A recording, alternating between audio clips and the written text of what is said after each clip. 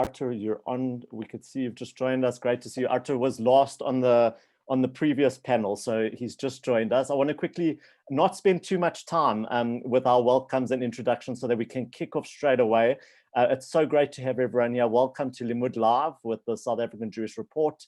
For those of you that are Limmudniks will know that August is Limmud month and we couldn't go without connecting with our community. So it's great to have you all with us. Tonight is the session that you've arrived to is really looking at Belarus or Jewish Belarus in the post-Soviet world, and we'll leave it all up to Artur to take us through that. My name's Ryan Davis. I am your host for the evening. Please feel free to reach out in the chat with any questions that you have from the get-go, and we will share those with Artur during our session. As we know, this is not our usual Limmud. We're having an online session, and we'd love you to engage. Just bearing the Limmud values in mind, some of them being respect, arguments for the sake of heaven, and most importantly, building connections, which we love. So please feel free to, in the chat now, let us know where you're coming to us from or which session you went to before this. Also, please feel free to use the reaction buttons, the jazz hands, the thumbs up at any stage. And also, if you're comfortable to turn on your camera, please do, so that we are able to have a real participation, and Artur will be able to see you. I also see that Deborah's joined us from the Together Plan in London, so great to see you as well. Thanks for being with us.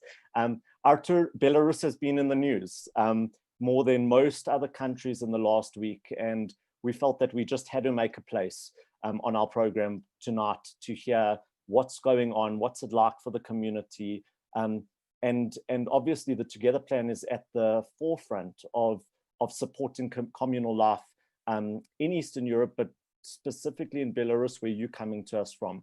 The Together Plan was also featured in the South African Jewish Report last year in August 2019, so not a stranger to our shores already.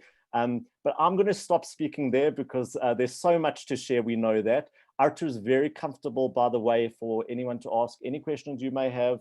He will let us know if there's anything based on the situation that he will not feel comfortable to respond to.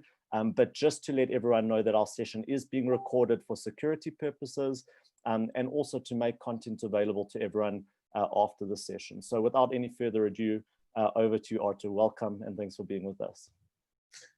Thank you, Ryan. Thank you.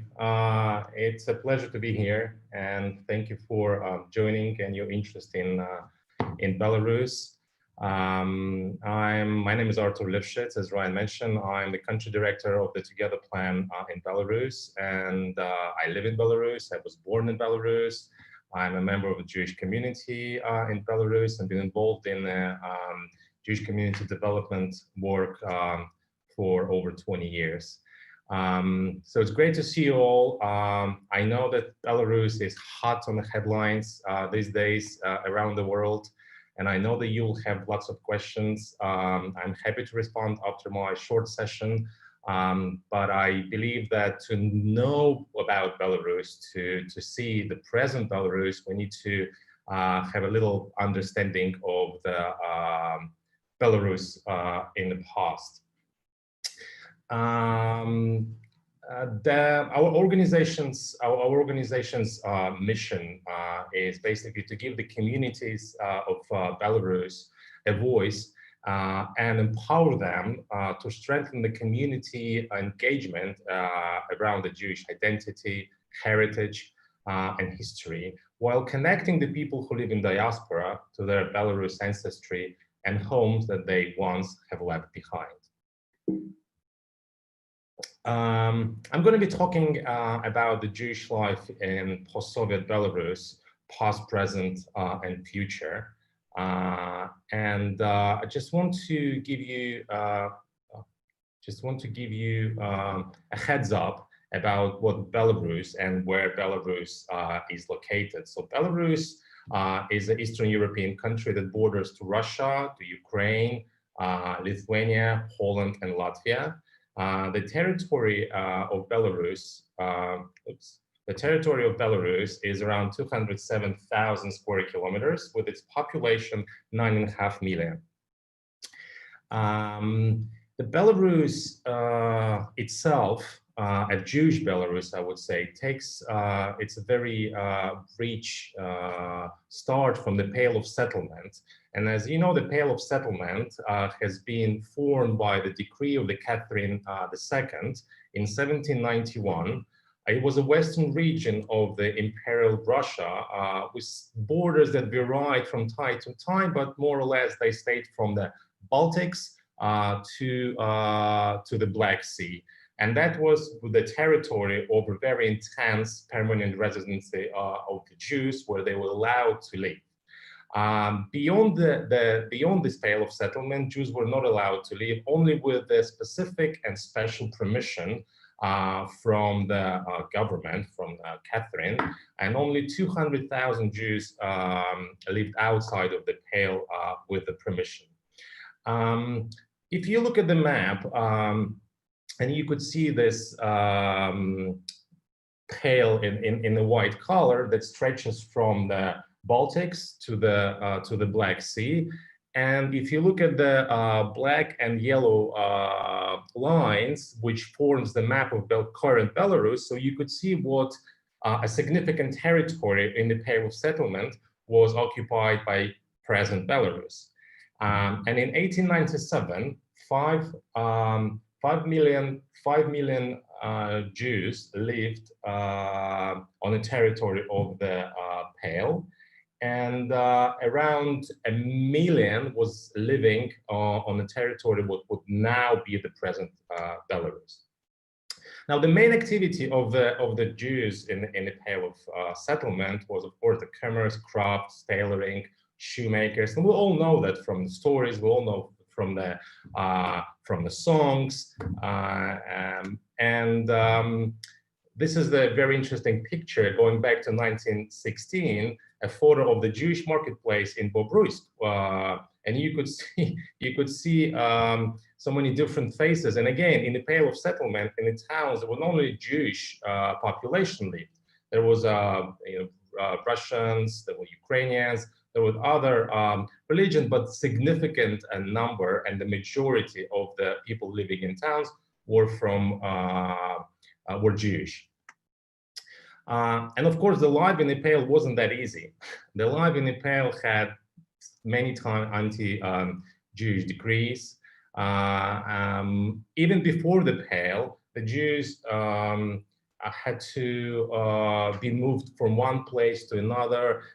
They've been kicked out of the places. Just to mention that the Jews appeared on the territory of Belarus in the 14th century. And throughout that period until the Pale, they were kind of moved from one place to another with the different decrees, with the different kings, and the life wasn't easy. But again, in the Pale of Settlement, as with the anti-Jewish decrees, there were pogroms. The most significant pogroms took place in 1881, 84, 1903, and 06. And of course, there was a big wave of a Jewish emigration to the west and to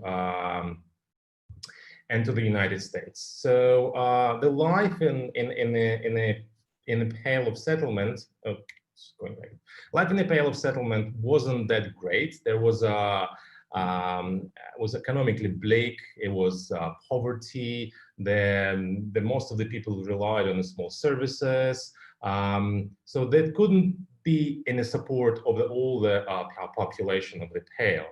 And because of this poverty and dangerous conditions, around 2 million Jews left the Pale from 1881 to 1914, mainly to the United States.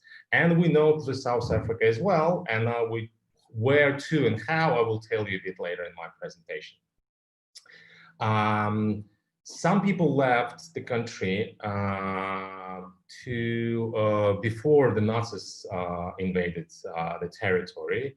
And of course, people who stayed, they were killed during the Holocaust. Just to mention that during the Holocaust in Belarus, over 800,000 Jews were killed.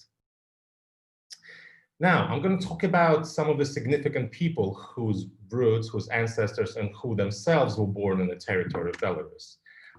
The famous Rabbi Schneur Zalman, who was born in 1745 in a place called Liozno. It's a present-day Belarus city. He was the founder of Chabad, and he was the first rabbi of Chabad. Soloveitchik dynasty, and we know that the Soloveitchik is a very famous dynasty, and they were the founders of the innovative method of teaching Talmud. And the Chaim Soloveitchik, the father of Joseph, was born in Volozhin, and Joseph was born in Brest. And his father moved as a rabbi to be a rabbi of Brest, and that's why the methods that he was teaching was called Brisk method. After the city that is called Brisk, it's close to the Polish border. And this is a very famous dynasty. Now, of course, as we know, that in the Pale of Settlement, the most important place for the Jews was the synagogue. And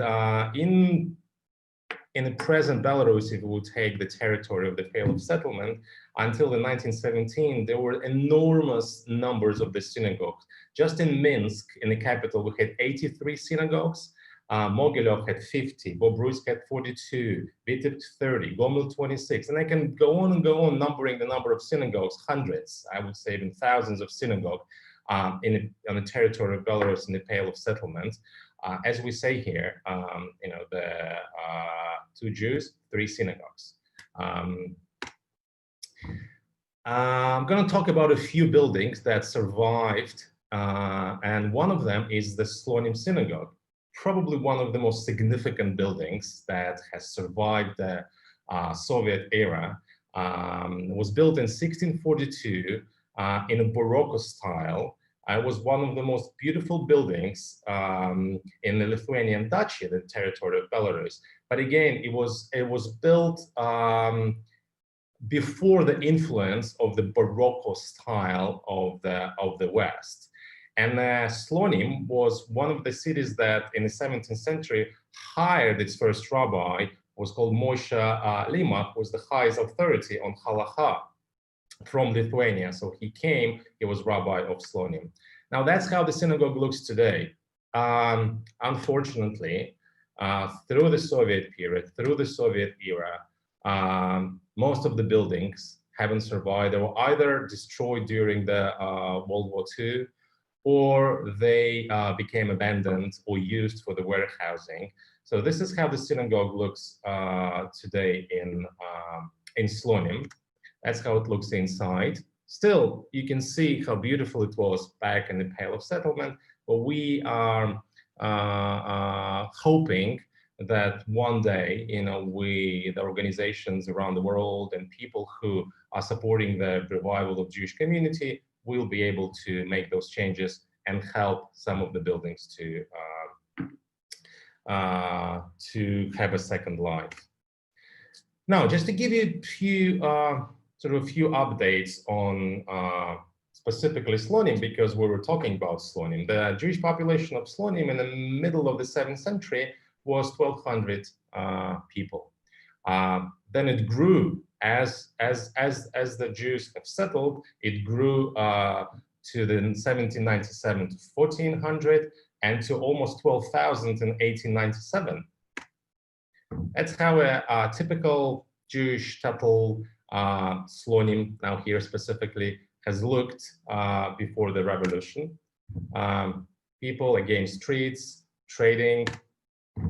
Now, we all know about Marks and Spencers. So the famous Michael Marks have immigrated from Slonim in 1882, and he has formed his empire of Marks and Spencers around the world.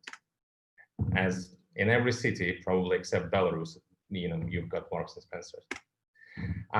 In just getting closer to the Holocaust, in 1939, the population of Slonim was 25,000 people. Out of them, 17,000 was Jewish population. Interestingly enough, the population grew closer to what we call a Great Patriotic War, when the Nazis invaded Belarus from Poland. And the reason it grew higher, because people were running away from Nazis from Poland, because the Slonim is a southwest of Belarus. It's quite close to the border with Poland, and the Jews from Poland were running away from Nazis. Unfortunately, as Holocaust hit this part of the world, almost all of the Jews of Slonim were killed, and only 200 of them survived. Synagogue in Indura. Synagogue of Indura is was built in the 18th century, and the significance of this synagogue, that this synagogue held heads of the Kagals meetings around the territory of Belarus from different communities. Synagogue in Ashmana was probably one of the latest that was built on the territory of Belarus in 1912. Again, it survived, and you can see it the way it is now. Unfortunately, the way the synagogue has been kept through the Soviet era didn't give it a good preservation, and it is what it is now, and hopefully again that in the future that will change, and Jewish community of Belarus will be able to restore this.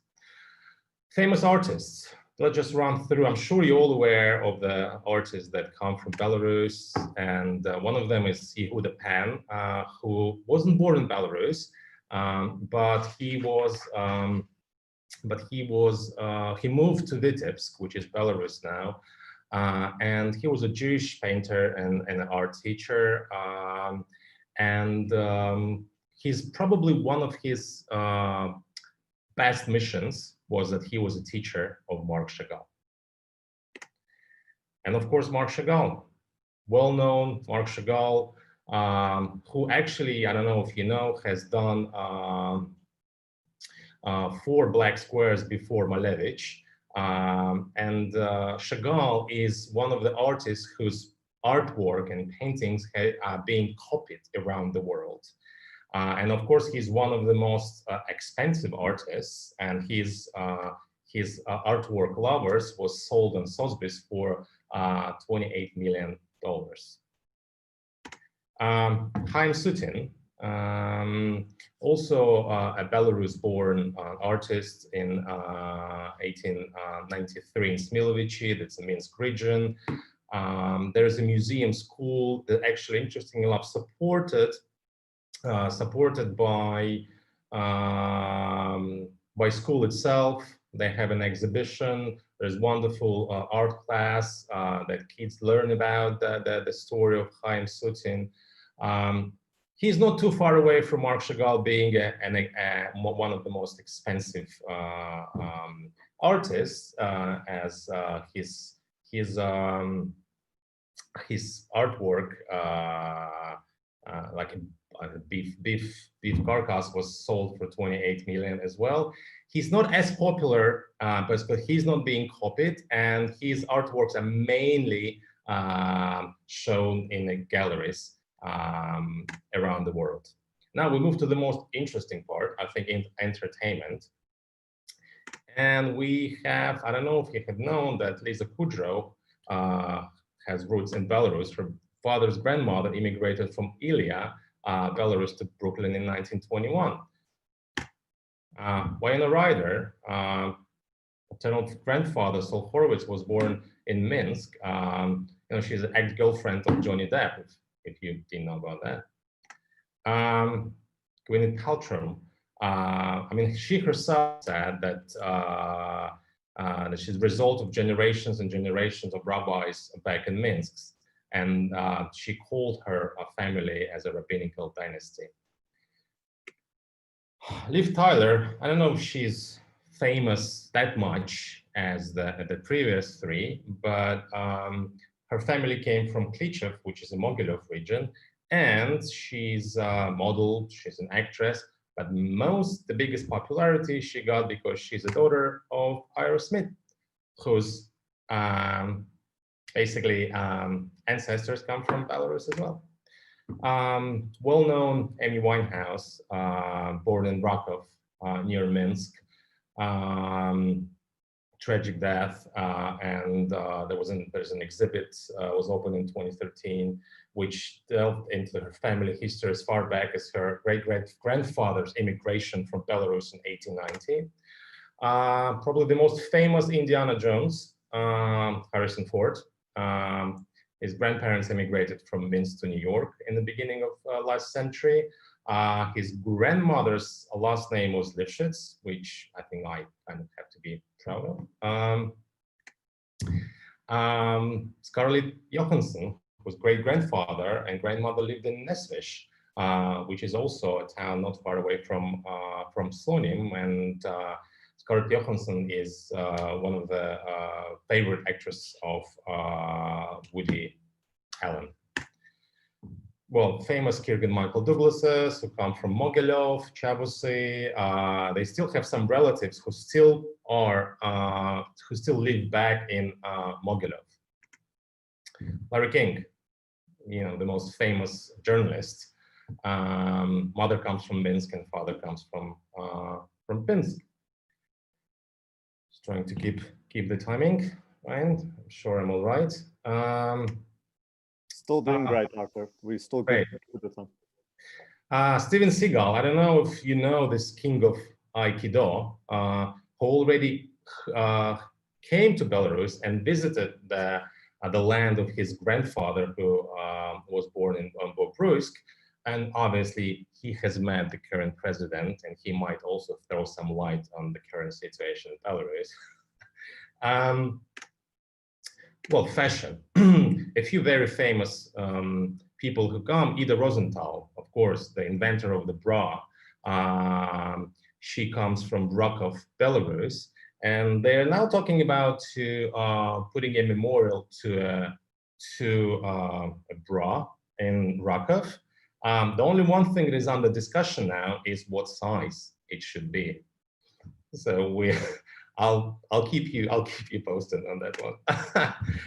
Ralph Lauren, born Livshyts, and whose grandparents also come from the area. Oops, sorry. Again, we go to the quite important ones is the Israel founding fathers. Chaim Weizmann, born in Motul, Belarus, that was Russian Empire and Pale of Settlement, first president of Israel. Yitzhak Rabin, 1611th prime minister, whose mother was born in Mogilov, Belarus. Menachem Begin, well-known Menachem Begin, born in Brest, Belarus, seventh prime minister of Israel. And you know, I'm not going to stop on telling you about Menachem Begin, which is a well-known story. And if you have any questions, I can reply after the presentation. Yitzhak Shamir, again, himself born in Ruzhan, Brest region, 8th and 10th prime minister of Israel. Shimon Peres, born in Vishneva, himself. It was Poland at that time. Today it's Minsk region, 9th president of Israel. And I'd like to tell you a bit of a connection with South African community. In 1921, Isaac Ochberg, who was a leader of the South African Jewish community, rescued 200 Jewish children from Eastern Europe, mainly from Brest, during the Civil War time, and brought them to South Africa. And that way he has saved so many lives and so many families, because in Brest, at that time, there was so many Jewish orphans, and I'll give you another slide and tell you about where those orphans lived after the First World War and before the Second World War. But just to give you a heads up on Brest itself and the territory, which has a significant connection to South African Jewish community, Brest-Litovsk, as a city in Belarus, had an ancient, amazing Jewish cemetery that has been destroyed during the Second World War and during the Soviet period, which now we, together with the Brest Jewish community, with the Brest municipality, are trying to put back on the map and make a memorial together with them on a territory of where that once was a significant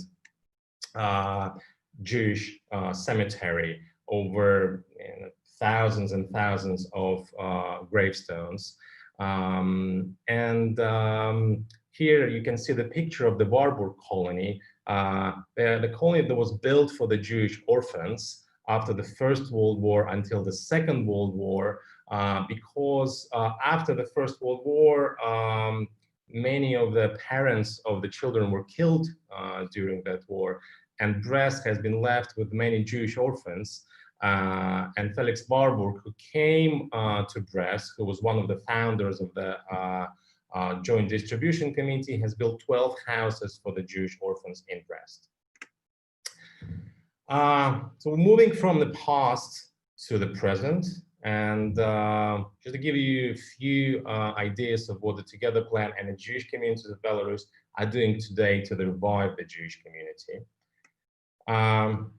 Youth camps, traditions, and heritage. We hold for already 9 years the youth camps in Belarus, where the Madrihim from UK come and they teach the Madrihim in Belarus about the Jewish traditions, about the Jewish history. They share their experience, and then it goes from the Madrihim in UK to Madrihim in Belarus, and to the younger generation, to the older generation. So they spread this education, they spread this experience around Belarus in different communities.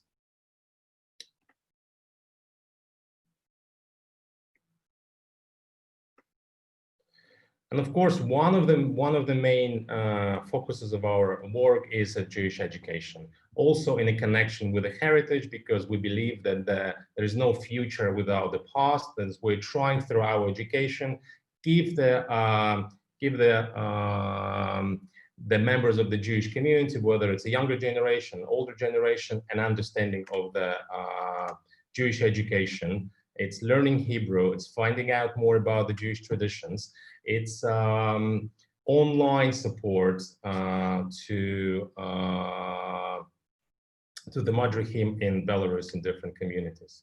And of course, remembering the past, our Jewish communities, they travel around Belarus, they try to save the headstones, try to help the Jewish cemeteries to be back on the map of that town, together with the Jewish communities of that towns.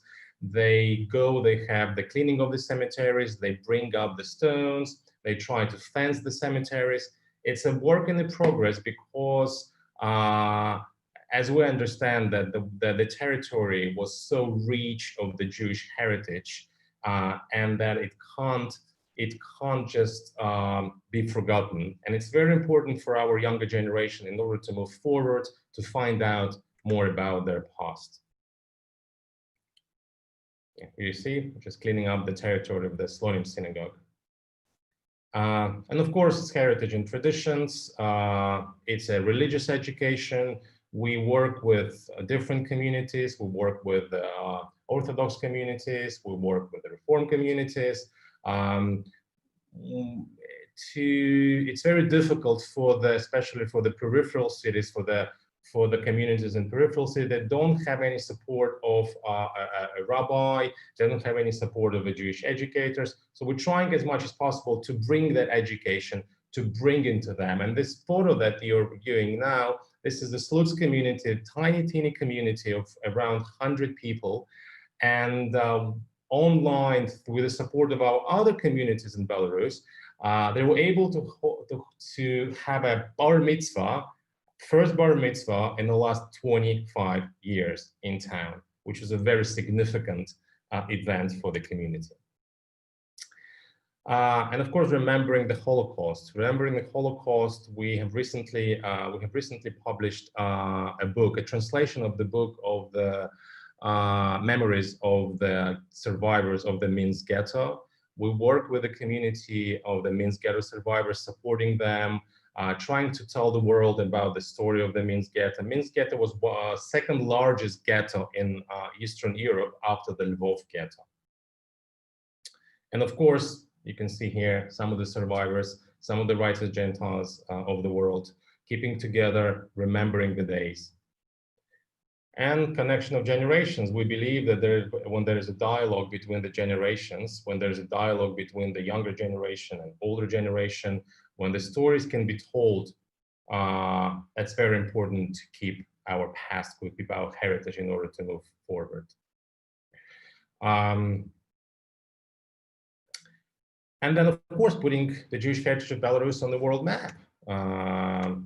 That's a Jewish press around the world. This is a Jewish press of diaspora about the events happening in around Belarus. The festivals, the British festivals in Minsk, where we're trying to tell the Jewish story to the people in Belarus, people around the country, our devoted team, amazing team, and stories in South African Jewish Report, as bringing this piece of Belarus to you as well.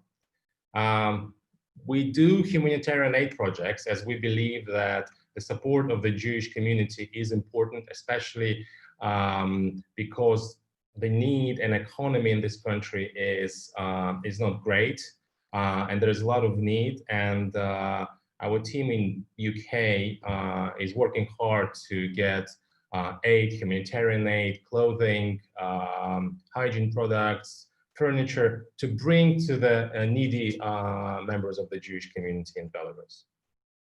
So you see here, you can see the unloading of a lorry in the warehouse in Minsk, which is then being distributed all around Belarus to the different communities. Of course, we as everyone in the world, we had to respond to COVID, to a coronavirus, which we immediately after the Western world has began to have quarantines. And as you know, Belarus didn't have any quarantine, but we have worked with our communities, and we gave them the guidelines. We transferred all our activity to the virtual world, to Zoom, and we've been helping the communities through Zoom. Now, this photo is very interesting. Just before the corona hit our part of the world, we were able before Pesach to bring a load of 2 tons of matzot for the community. Literally, we jumped on the last wagon and were able to bring the matzot into the country so the communities would have a matzot around Belarus. And we worked with an Orthodox community, Orthodox Union in Belarus, on that project. In distributing, of course, distantly, helping the synagogues, bringing it to the ghetto survivors, bringing it to the different communities in Belarus. Our team has worked in the warehouse. To get the plan, became a member of the European Association for the Preservation and Promotion of Jewish Heritage and Culture in March 2019, which gives us an opportunity to put Belarus back on the cultural map, to be able to tell the story of Belarus. And by developing this trail, we enable Jews and non-Jews in Belarus to engage in dialogue around Belarus, Jewish history and heritage with everyone. And again, we are putting Belarus on the world cultural map back.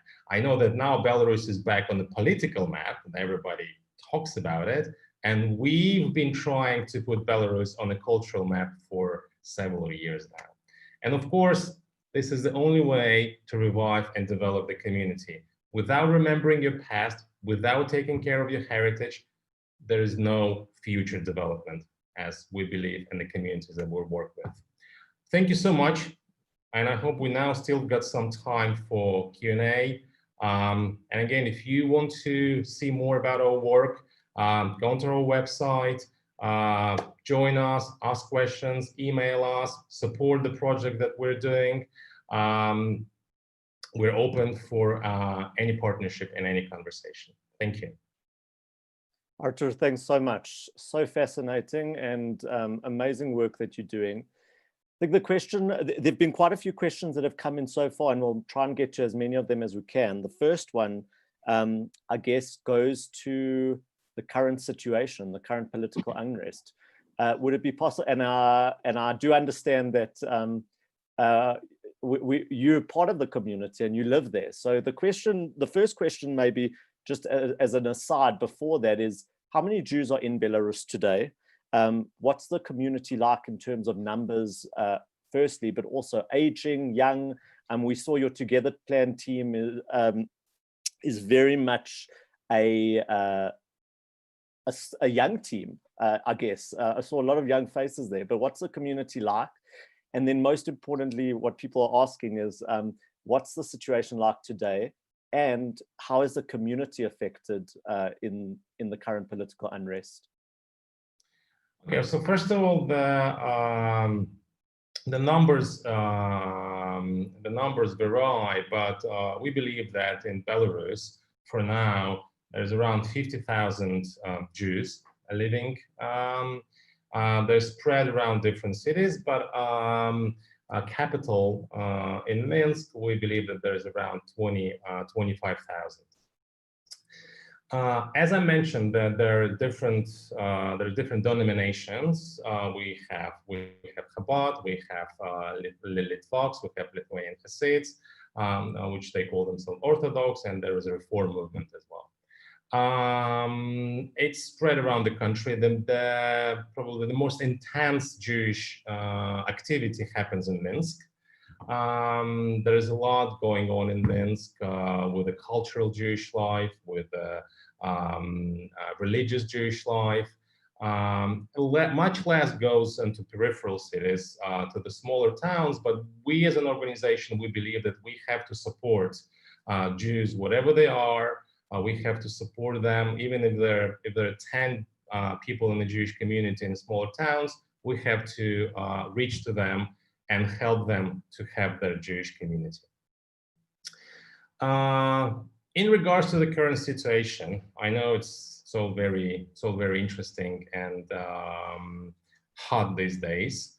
I would probably maybe not to give the whole sort of a brief on what's going on. Maybe there's some specific things that people would like to ask. So I won't go on for describing what happened, because I know everyone knows what happened. Everybody knows what's going on. So maybe there is some questions about the specific things, about what's going on, about things that are being published in the press or being showed on the television. So I just before we go into that, there are a lot of people that are sharing their Belarusian ancestry and where their families have come from all over the country. So thank you to that, and we'll obviously share those with Artur and Deborah after that. I think the first question that came in was really around how's the community doing. For those that, I think there might be some people on the call that don't know the ins and outs of the political unrest. We get what's shared with us on our news here, but just how's the community at the moment? I know a lot of my friends in Belarus, we weren't able to be in contact with internet at one stage. Are people safe? Are people well? Is the Jewish community involved at all in the peaceful protests? How's the community doing? Okay, so we from the very first days of the protests and right after the election, we've been keeping in touch with our communities through our Minsk office. Basically, I was in touch with everyone. I was obviously checking on everyone. We were asking if they need any help, if there is anything going on, and all of the members of the communities, they are part of the civil society, and all of them have the right to peacefully protest. They have the right to have their voice, because this is one of our goals for the community, to give them a voice, whether it's in the Jewish community or whether it's in the general community. They should be allowed to have a voice. I know that some of the members of our communities that we work with have been involved in protests and the peaceful demonstrations. I know that some of them share the opinions of the protesters and opposition. Some of the members of the communities, probably mainly the middle-aged and elderly, they share the vision of the current government. But we believe that if there is a peace and if people can have a dialogue, that's the best way to keep things peaceful and calm during this uneasy political period for the country. I have to say that most of our communities have been all right during this protest. I know that the Belarus didn't have any internet for 2 or 3 days, and I've been phoning the communities. I've been checking on them. Suddenly, you know, it's interesting just to remove from that area. When the internet's being turned off, I think the life ends for everyone. And that's how we felt here, because there was no access to outside world. We couldn't talk to anyone, and there we could only have a telephone connection.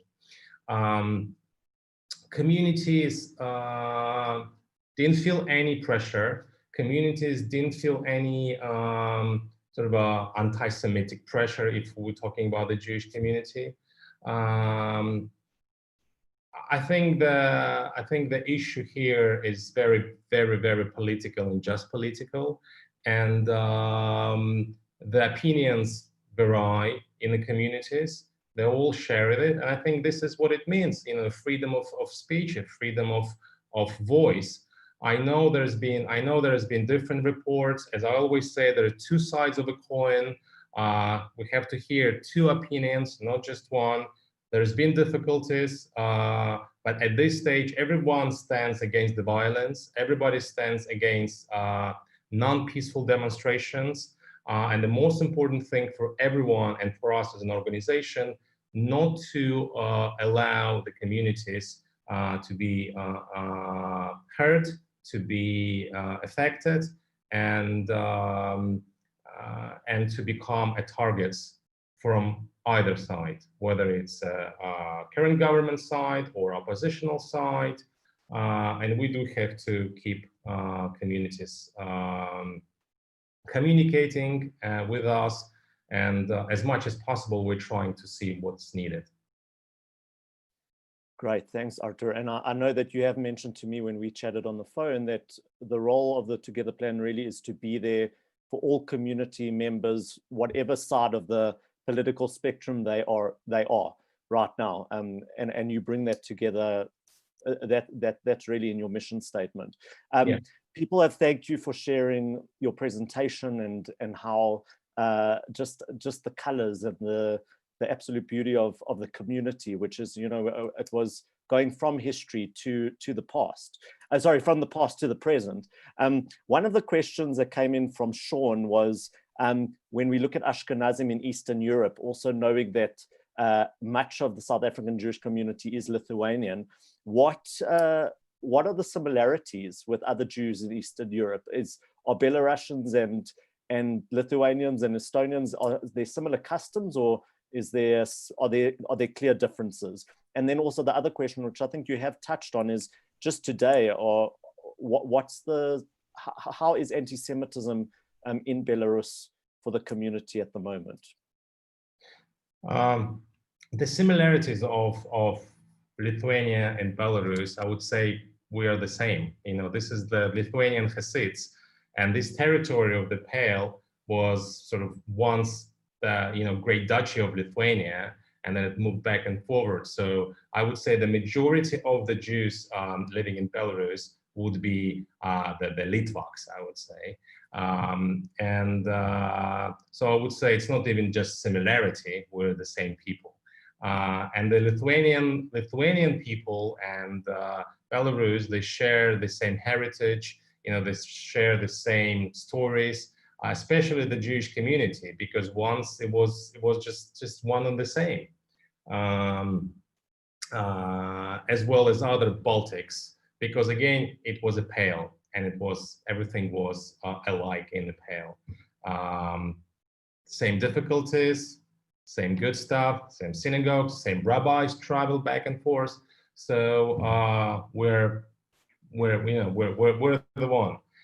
In terms of anti-Semitism, I have to say that Belarus, and I always said that, as once I've been working in that sector of the religious freedoms and monitoring anti-Semitism, Belarus was always a country with a very low level of anti-Semitism. And probably I have to break down here the anti-Semitism on the criminal level, anti-Semitism on the state level that used to be in the Soviet Union, as we know, from the communistic anti-Semitism and cultural anti-Semitism. Belarus doesn't have a criminal anti-Semitism. It's never happened. Even during the Holocaust, I have to say that Belarus didn't have organized collaborative groups as other countries had, Ukraine, Poland. The Belarus people, because there was such a big Jewish population who lived side by side with the Belarusians, there was very tolerant society, and they didn't. It's like doing something to your neighbor. They were neighboring with each other. So that's why the level of anti-Semitism in Belarus was much lower. And I have to say that the number of righteous Gentiles of the world, the Belarusians who were saving the Jews during Holocaust, onto the amount of Jews that were here is much bigger than in other countries. So basically, throughout the history, the tolerance and the goodwill of non-Jewish community was quite high.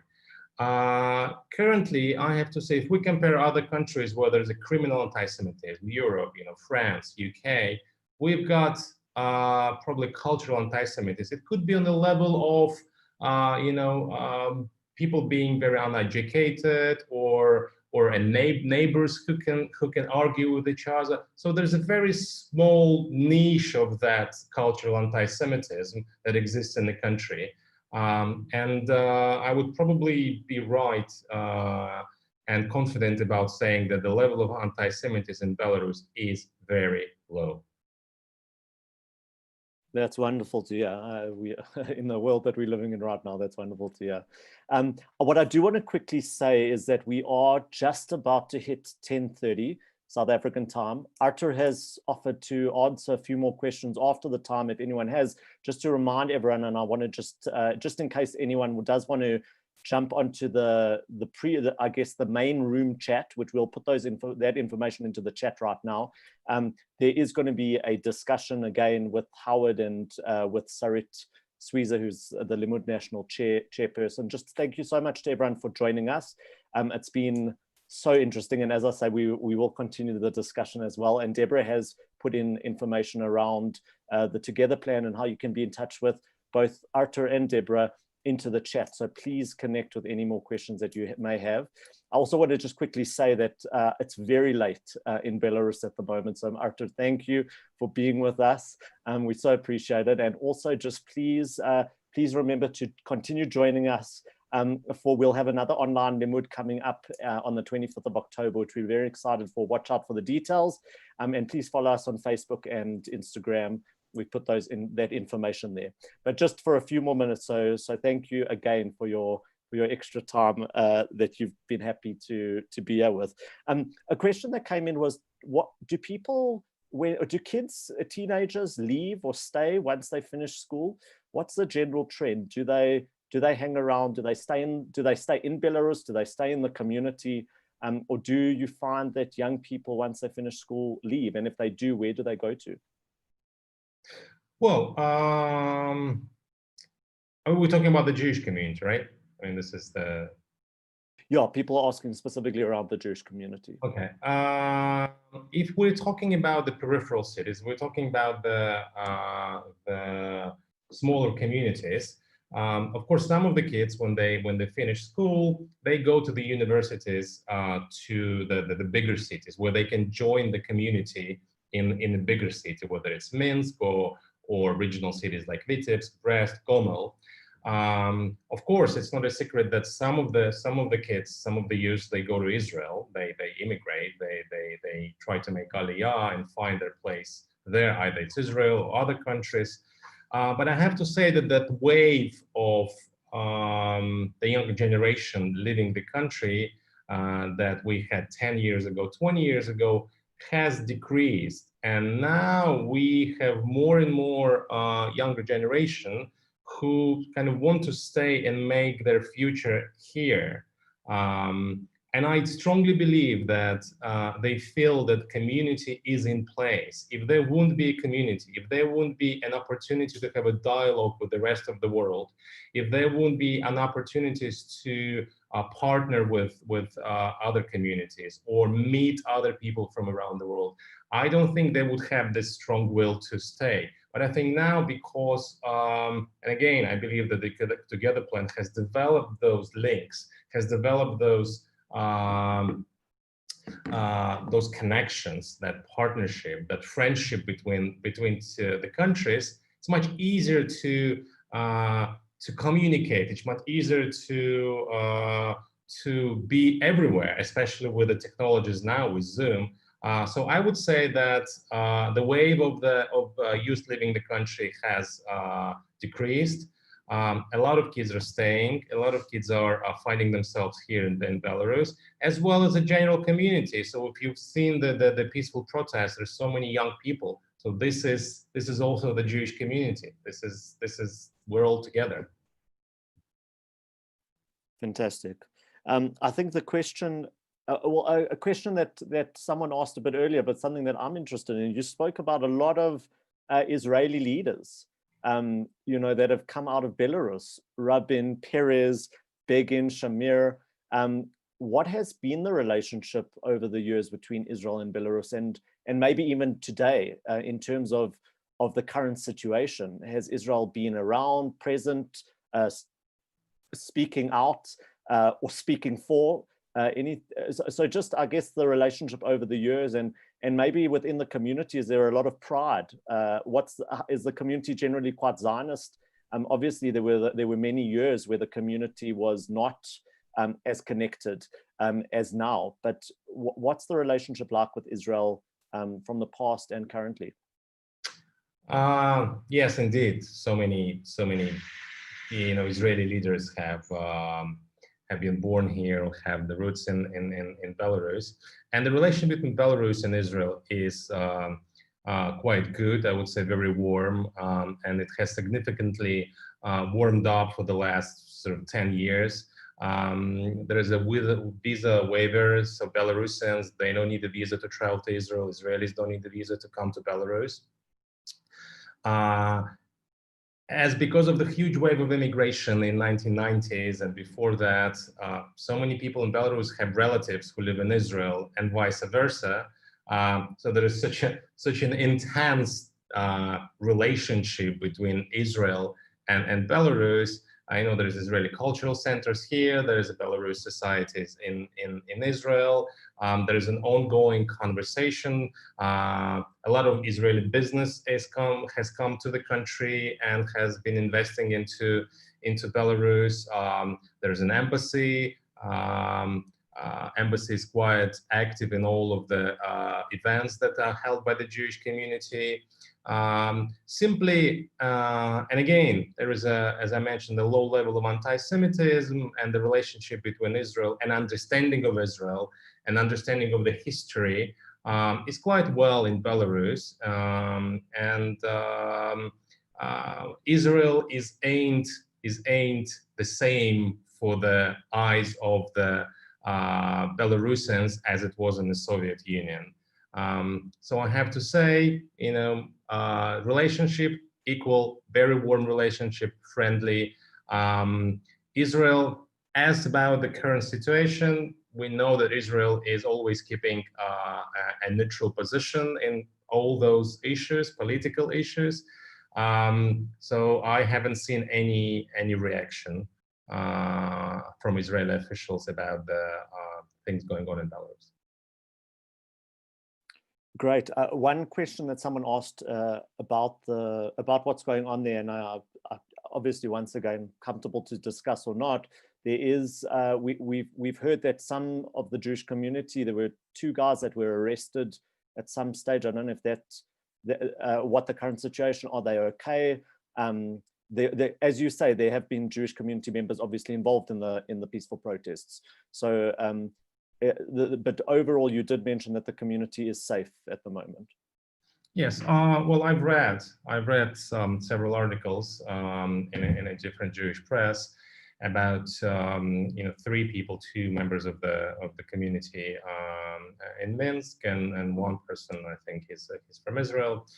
Again, as I mentioned, I think those 3 individual cases can't be seen outside of the general community and peaceful demonstrations.